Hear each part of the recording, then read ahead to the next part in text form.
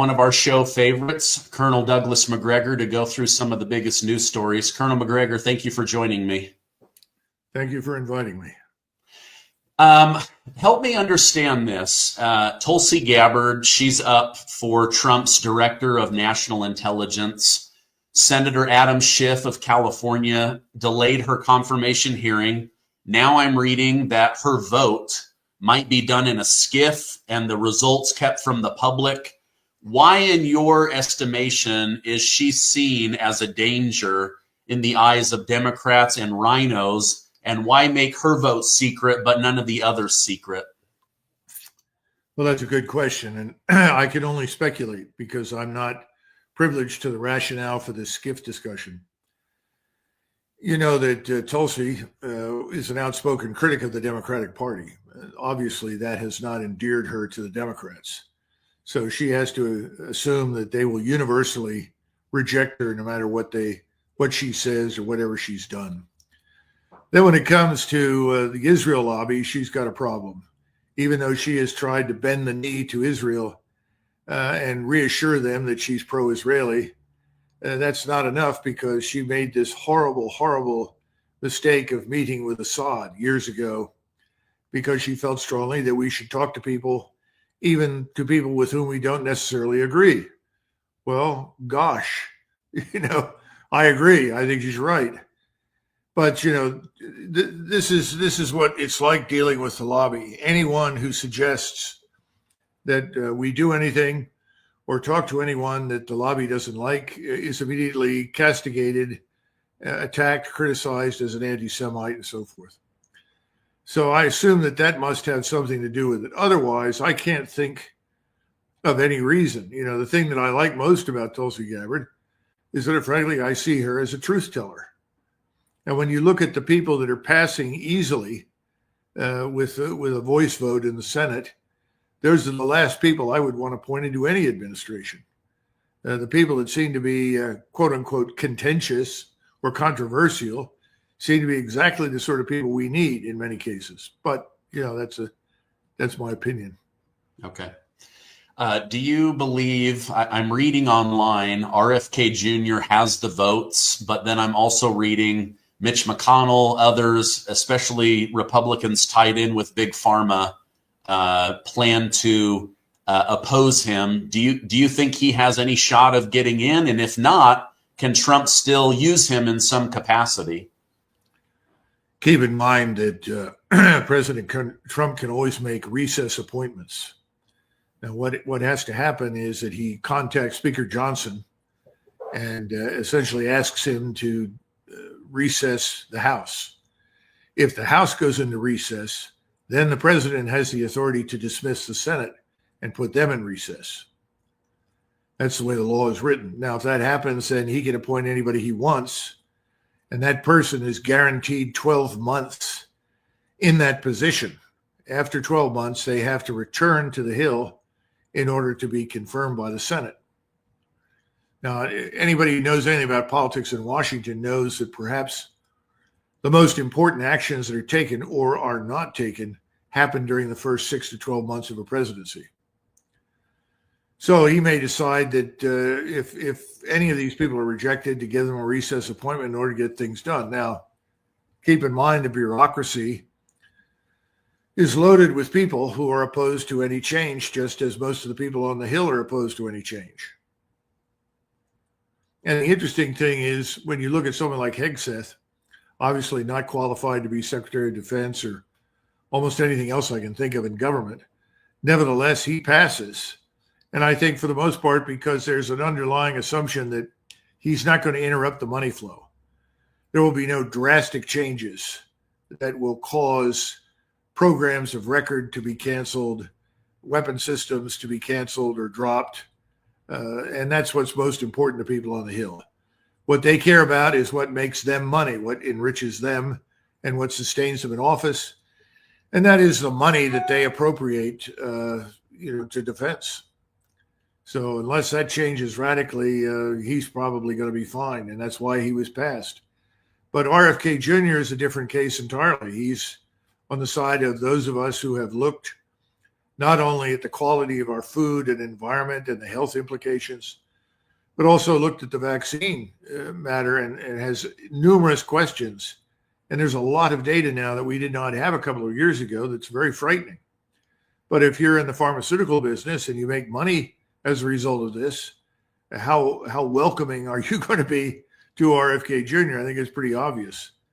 So this sort of exposes the fraudulent nature of the whole business. Yeah, I read two things in the last 48 hours. Bill Gates has been privately funding a campaign to discredit RFK Jr. Also, this fake list of like 17,000 doctors that oppose him. I guess a lot of the names on there were not actually involved. And then there's a conservative think tank that's also going around Congress saying this guy is a wacko and has all these wild theories. I say let him get in there and debunk it. If it's true, then we need it cleared out. And if it's not, then you can put that baby to bed. But I do see him as one of the bigger threats, only because there's so much money from big pharma and big food. Those are my worries about him being confirmed. No, I think you're 100% right. I would go one step further, though, and suggest that RFK Jr. poses a serious threat to the status quo because he is attractive to people who are Democrats as well as Republicans. He's the first evidence of a candidate in a long time who has exposed the uniparty. Because when you look at most of the policy issues and the things that you and I are discussing, this is not a function of Democrats or Republicans. You know, Rubio passed, he was on a voice vote, right? And virtually no opposition. Well, he's a card-carrying member of the uniparty. No change. We want constant hostility with Russia, constant hostility with everybody in the Middle East, except Israel, obviously. Constant hostility with China. You know, war, hostility. That's the name of the game that feeds the coffers full of cash. In other words, it makes people rich. They benefit from this, and they think they can control, you know, the consequences or the implications. They can't. So, you know, this is a sad day in the history of our country, but we need to come to terms with it and understand that anybody who is wildly popular on the Hill is probably poison. Yeah, good point. Okay, I was asked to ask you this. I don't know whether you will have an answer or not, but it was determined between the election and the inauguration that Biden and his administration were sending $40 million a week in cash to the Taliban.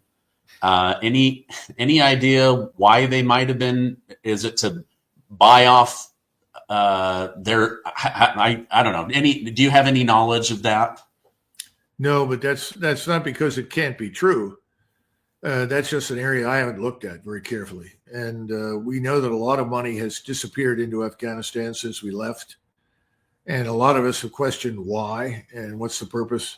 That needs to be answered. I'm just not somebody with the evidence or the information to answer it. Okay. President Trump is using the military on the ground at the southern border. This is something you and I discussed several times. You seem to be in favor of that. Does he have enough people there? Does he need to go further? Will the military be used to round up illegals and ship them out? Or will ICE and DHS and local authorities be able to handle the deportation operation? The answer to the first question is no. It's a drop in the bucket. It's almost irrelevant. Secondly, historically, when it comes to organizing mass deportation of illegals, that's being handled by the Army. And an Army general has been in command of it and has been given the authorities and the support from the federal and state levels to do the job. I don't see anything like that happening right now. And I like Tom Homan. I think he's a good man. I don't know what kinds of authorities and money he has. He seems to be directing things. Now, Kristi Noem seems to have passed almost unnoticed into the Department of Homeland Security, which reaffirms my conviction that we don't need the Department of Homeland Security. It's a huge waste of money and a money pit. We ought to get rid of it. But I don't see any serious, well thought out campaign designed to do two things: number one, first and foremost, immediately secure the southern border. Not just the southern border. We need to do better on the northern borders and the littoral waters. We have a Coast Guard that appears to be sailing around the South China Sea and in the Persian Gulf. Last time I looked, the United States Coast Guard was designed to guard our coasts. So why not bring them back to do that job? The first mission of the United States Army is continental defense. Why isn't the Army defending it? In other words, if we were serious, I'd have marched the new Secretary of the Army and the Chief of Staff into my office and said, gentlemen, you have a mission. Mission is secure the United States of America, the continent. Now, your priority is number one, the southern border. And the second priority is the northern border. And you're to work closely with the United States Coast Guard. And I would tell the Navy to get off its rear end and commit to the Coast Guard whatever is necessary for them to be successful in the prosecution of their mission. And then I would say, I want the name of a 2 or 3 star that you have great confidence and trust in, who's going to take over this mission, that will be able to report routinely to us what the status is on the border. And he's the one that I expect to organize the deportations and the security apparatus. It's kind of funny, the first transcontinental phone call, and I guess transcontinental is the right word. It was a phone call made from the Waldorf Astoria, as I recollect, in New York City, to El Paso, Texas. And the phone call was made to Brigadier General John Pershing, who at the time was the commander of the border and all of the forces on the border. And you can hear it. There's a recording of it. It's rather comical.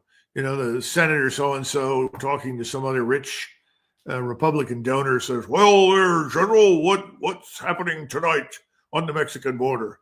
And he says, well, sir, the Mexican border is calm.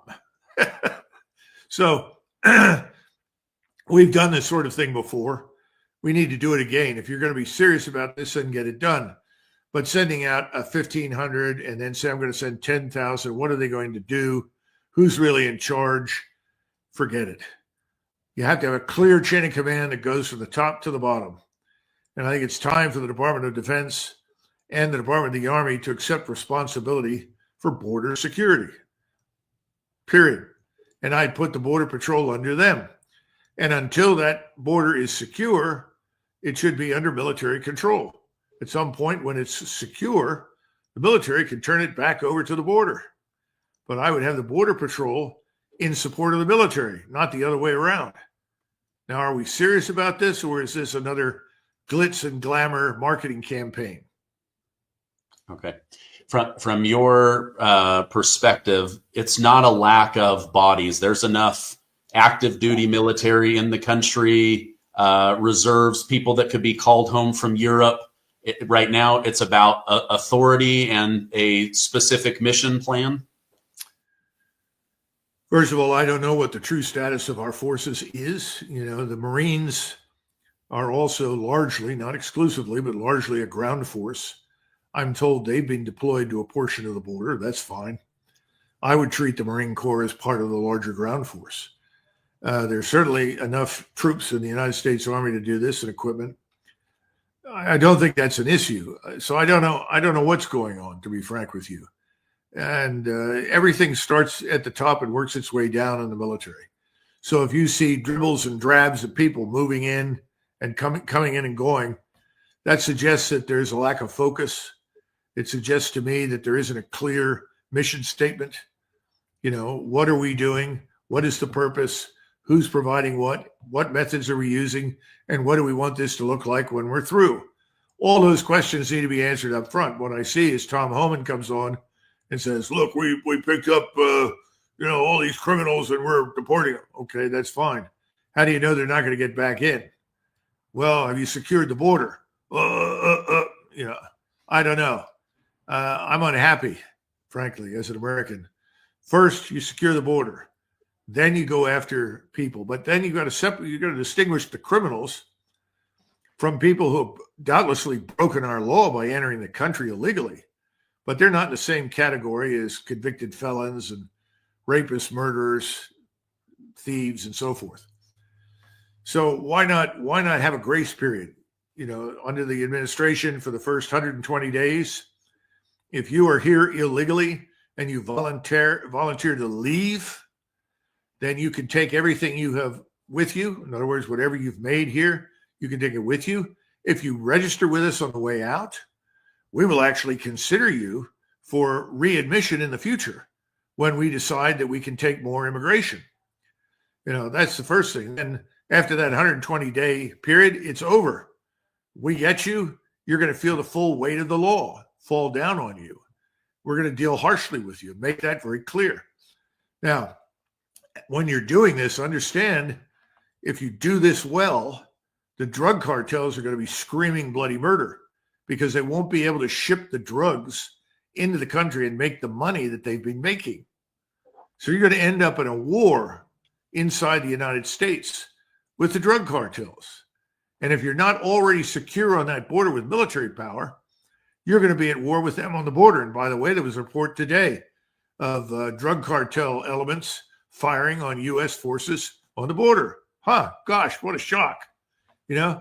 Let's wake up and get this done the right way. And again, this is why I get frustrated, because we have a president who has many good ideas. He wants to do too much at once. You got to make some hard choices. You cannot do everything at once.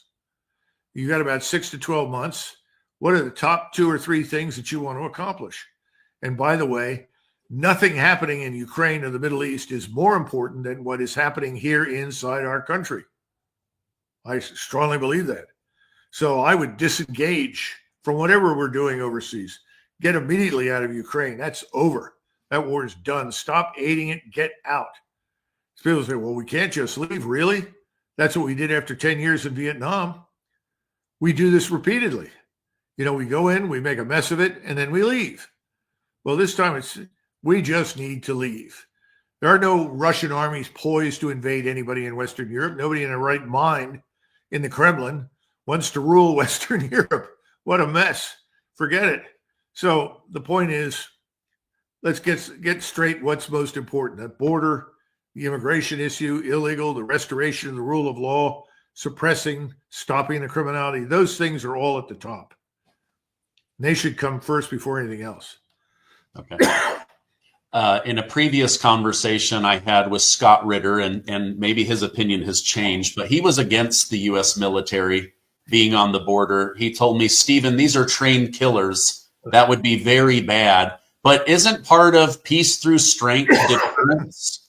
And having an armed military on the border, especially with the cartel now firing into the United States, wouldn't that be a great first step in deterrence? Well, Scott's entitled to his opinion, and I certainly respect many of the things he has to say about the war in Ukraine, and also some of his observations about the Middle East. On this, I part ways completely. I think he's absolutely wrong. The United States Army was on that border from 1846 to 1948. That's over 100 years. The use of deadly force was always necessary on the Mexican border to preserve law and order, to stop smuggling, stop the kidnappings, the selling into white slavery, and so forth. That's nothing new. We had all the Army's cavalry regiments along those borders. We also had the Army's cavalry regiments on the border with Canada in many places, but the bulk was always along Mexico. Our focus at the Army War College in terms of hemispheric defense after World War I up until the mid-30s was Mexico. Mexico has always hosted our enemies, whoever they were, whether they were German or they were communists. The largest KGB operation in the Western Hemisphere was run out of Mexico City. The Mexicans were very sympathetic to the Soviets and communism, very anti-American. Now, when I say the Mexicans are anti-American, I'm not saying the average Mexican on the street hates Americans. That's not my point. The point is the government is not our friend, never has been. Today's government is an empty facade. Mexico is an organized crime state. Who are we kidding? And you don't want heavily armed troops on your border? Who do you think is pouring in? What are they bringing? At some point, an object lesson is going to be in order down there. That means that you're going to have to use deadly force. It's coming. I hope it happens before, we lose people unnecessarily because we're too weak. Okay. I read just before getting on with you that House Republicans have summoned the mayor of Boston, Chicago, Denver, and New York City to testify under oath why they plan to block President Trump and this deportation operation. Do you think that's a good start? Does that get the American people's eyes on these leaders that are against this deportation operation? Calling them leaders is probably a stretch. These mayors are full of racial hatred and animosity and antipathy for President Trump and people like you and me. That's what they trade on. That's what's gotten them into office. That's what keeps them in office. They're going to do everything they can to try and attack, undermine, and defame Americans that agree with the president and what he wants to do. But the truth of the matter is these people are universally unimpressive. When you listen to these people, unless you're very stupid, you will discover these people are unlettered. They don't know what they're doing. And they are speaking in infantile terms about things that they don't even understand. A lot of these people talk as though it's 1968 and they're fighting against the man. This is crazy. So I guess bringing them in to testify will do a good job of throwing their lack of qualifications and abilities into sharp relief. That could be good. But it's depressing. It's depressing that all the governments in these magnificent cities from San Francisco to New York City have fallen into the hands of these corrupt incompetents. But that's the way it is. Okay.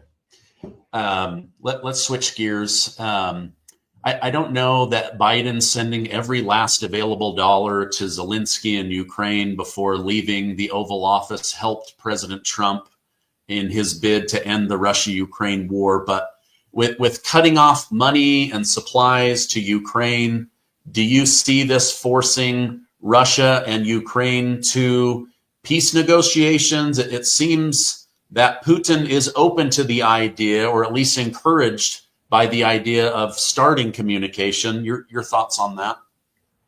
First of all, President Putin and his government have always been open to negotiations, always been receptive to meet.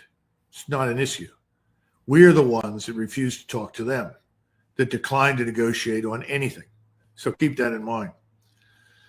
Secondly, let's look at what's going on. You have President Trump who said, well, I can end this war in 24 hours. Okay. I guess he's given up on that. But he now seems to talk it out of two sides of his mouth simultaneously. On the one hand, I love the Russian people and I want an end to this war. Okay. But if you don't sign up for my conditions, then I'm going to have tariffs and sanctions and anything else I can find to punish you, Vladimir Putin, for not meeting my demands for an end to this war. Does this sound bizarre? It makes no sense at all. Zelensky wouldn't exist except for us. We put him in power. We installed the government, and we fed this machine that he built and sent it into war against Russia. The goal of our proxy war was, quote unquote, to harm Russia. That's not a viable military task or mission. That makes no sense strategically, unless you are the sort of witless fool who thinks that if Russia suffers, we somehow or another profit. We don't.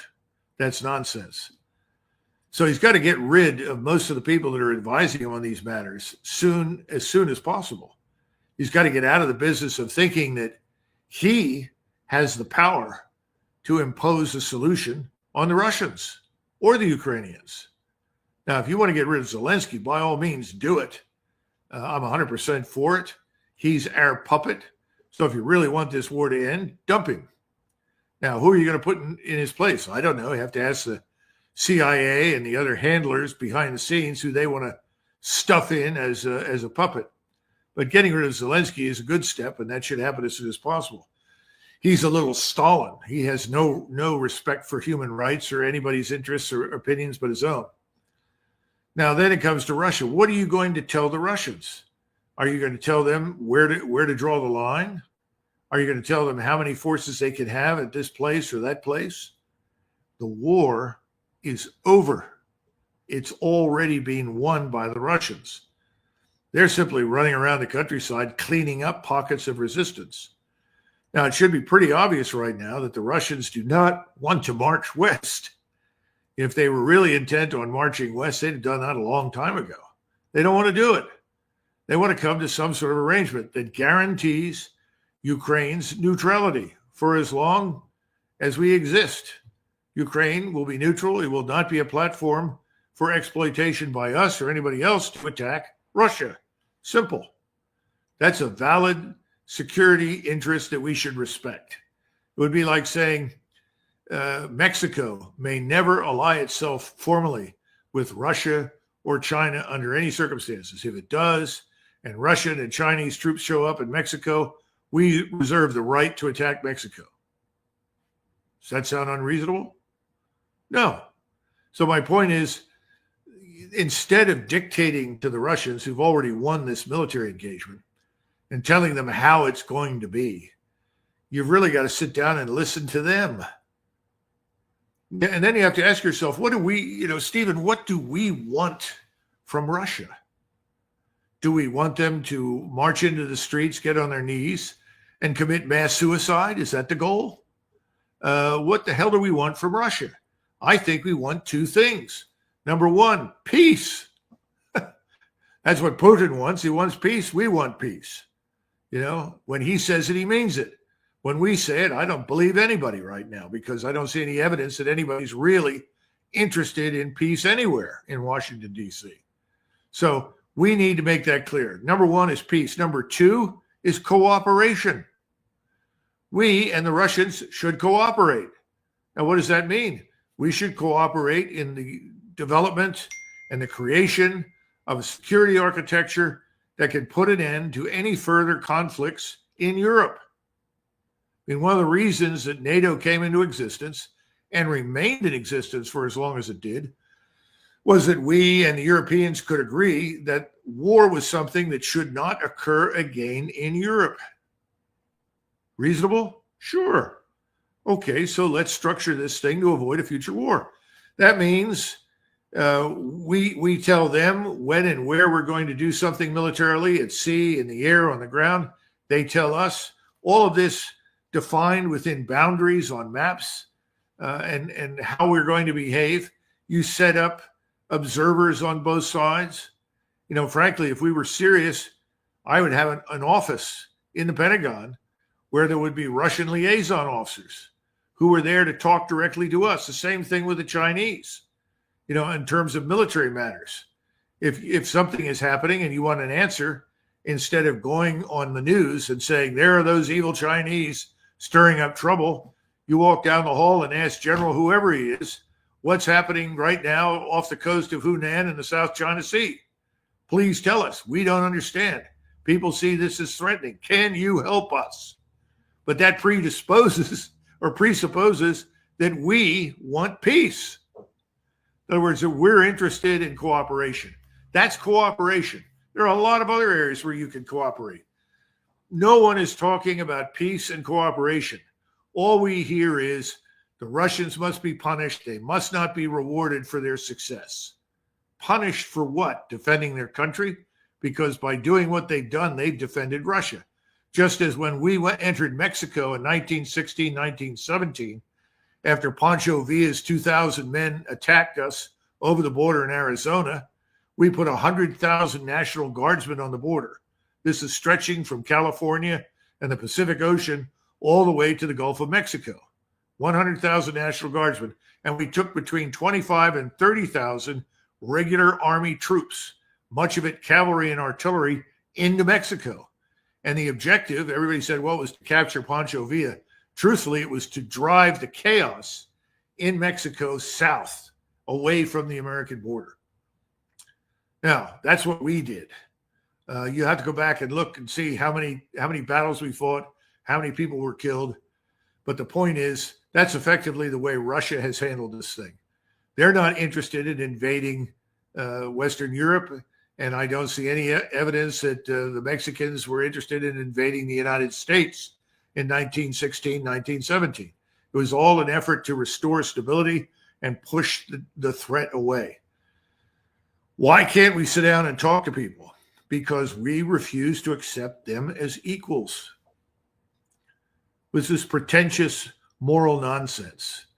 I think it was Abraham Lincoln who said something along the lines of, whenever vice pays tribute to virtue, you have hypocrisy. And that's being reconstrued by Reinhold Niebuhr and a number of other learned people, that hypocrisy is the condition that exists when vice pays tribute to virtue. Well, we pay tribute to virtue, but we don't embody it and we don't adopt it. We're hypocrites of the worst kind. That needs to stop. We're living in a giant glass house. Everybody knows the truth. Let's stop pretending and let's find workable solutions, because ultimately that's what we need on this planet right now. We don't need a war of any kind that could ultimately escalate to the nuclear level. That should be uppermost in everybody's minds. Okay. One part of Trump's communication that stood out to me, paying, what did you say, to paying something to virtue? When vice pays tribute to virtue is hypocrisy. One area where I felt, not vice, but just paying tribute to virtue was President Trump saying, acknowledging how many people Russia lost to help win World War II. Do you feel like that was him at least indicating to Putin, we see you, we see your past contributions? Perhaps. His numbers are all wrong. He's never gotten any of them right. And truthfully, I don't think we'll ever know how many people died in the East during World War II. That war was so horrific and so damaging. It's a waste of time connecting it to what happens today. The important thing is to understand what's happening now. Over the last 3 years, we've seen probably 1.1 to 1.2 million Ukrainians die on the battlefield against the Russians. In that same time frame, the Russians have lost somewhere between 90 and 100,000 dead. Now, keep in mind that we in Vietnam, in the 8 years that we were on the ground there, lost 58,000 plus killed, over 100,000 wounded. This has been a much more intense conflict because we have poured everything we could into these Ukrainians in the hopes that they would do enormous damage to Russia. But having done that, the Russians recovered when they realized what they were up against, changed their strategy, reorganized their force, and went into battle, and they've won this war. That sacrifice is enormous, 90 to 100,000 Russians. If you stop and consider that sacrifice, the assumption that they are now going to meekly say, oh, thank you so much, we're going to withdraw from half the territory we currently control so that we can get along with you. That's absurd. That makes no sense. And the Ukrainians have to face up to the fact that they've lost. And I'm talking about the Ukrainians that are in charge. Sometimes I have trouble believing they're Ukrainians because I can't imagine any Ukrainian with a shred of decency and humanitarian impulse in him sending these people into battle over and over and over again to be slaughtered by a military machine they do not understand and cannot match. I'm reading that the Trump administration wants to see an audit of the $200 billion in money and weapons that have gone to Ukraine. Do you think we will see an actual audit? Well, have we been able to audit the Department of Defense? Answer is no. And some people laugh that off and say, well, you have to understand how large it is and how complex. Look, I'd like to see audits for a lot of things so that we understand where the money went. But there are a lot of people in Washington who are devoted to ensuring you and I never know that. So I don't know how you get past it at this point. President Trump fired the inspector generals. Everybody's up in arms. Well, where's the evidence that those people have done their jobs very well? We can't audit anything. And a big part of that is you have IGs on the ground. They call attention to things that are wrong, but then it's up to the Congress and the presidents to take action, and they haven't. So firing them is probably a great idea. See if you can find some honest men. How long will they be honest? I mean, there's this wonderful film called Boiler Room. I don't know if you've ever seen it, but it's about the stock market in New York City. And this is about a stock firm that is a sort of a Bernie Madoff operation. The whole thing is a lie and a scandal and a scam. And this new member of the stock exchange walks up and says, well, who's that up there? He said, well, that's the guy from the Securities and Exchange Commission. And he said, well, don't we have to run this by him? He said, oh, forget him. He's an idiot. We feed him whatever we want. He's meaningless. Ignore him. Okay. I think that's where we've been for a long time. So corruption has eaten our lunch, certainly in New York City and Washington and probably everywhere else there's any significant concentration of wealth. So it's not going to be easy, but we're at a point in our history where we've got to take action because we're headed over a cliff. And you and I have talked about this cliff before. It's the financial economic cliff. You know, what are we paying now to service our national sovereign debt? Over $1 trillion. Oh, that's not a problem. Don't worry about it. What has President Trump said? I can suppress those interest rates. I can keep prices down. I can control the price of oil and natural gas. I can do all these things. No, he can't. The Fed is not even in control anymore. Prices continue to rise on the 10-year bonds, even though the Treasury Secretary and the Fed Chairman, our friend Powell, and he's a very good man, by the way, very intelligent. I don't blame everything on him by any means. But he can't fix it. He's trying to drive down interest rates. And at the same time, the interest rates on the 10-year bonds keep going up. And the bonds that are already out there, 45% of them in China alone, have all been dumped because they're worthless. They all came out when it was practically zero interest rate. And we have these bonds all over the world. The longer this goes on and we take no action to deal with it, more bonds will be sold, more bonds will be dumped, and eventually we'll be in a death spiral. You don't need to listen to me. You can pick it up and listen to what Ray Dalio has to say. You know, you can talk to any number of people out there. Michael Faber is another one that's very good. You know, listen to what they have to say. We're in a very serious condition right now. What the president, in addition to dealing with the border, should do is look at how we can make massive cuts in spending. And of course, that's like a funeral march in Washington, D.C. If they can't appropriate money, what are they there for? That's their big income earning opportunity. That's where they earn all the votes. We exist to spend money. That's why we are here. That's what they'll tell you. And that's why they've all got to go. And at this point, the president ought to be looking at where are we going to cut? Because at some point you have to show your creditors, here's my plan. I know I'm in deep trouble. I can't pay everything I owe you right now, but I can do these things. And I think if I do these things, we can sustain ourselves. Any evidence that he or anybody else in Washington is willing to do that with our creditors? Doesn't get them elected. So I think we're headed over and down over the cliff. Now, once you're in the abyss at the bottom of the cliff, how much help are you going to get? Not much. There'll be hard times. Credit dries up. Everything goes to shit, frankly. Pardon my language. Yeah. Well, you know, many that watch this show, we lived through the Great Recession and, you know, the dot-com bubble, and it's ugly. Colonel Macgregor, I know you have a hard out to head out. I appreciate you coming on today and sharing this information. If people want to follow you online, what's the best way for them to do that? Well, I think just go to ourcountryourchoice.com. I'm the CEO there.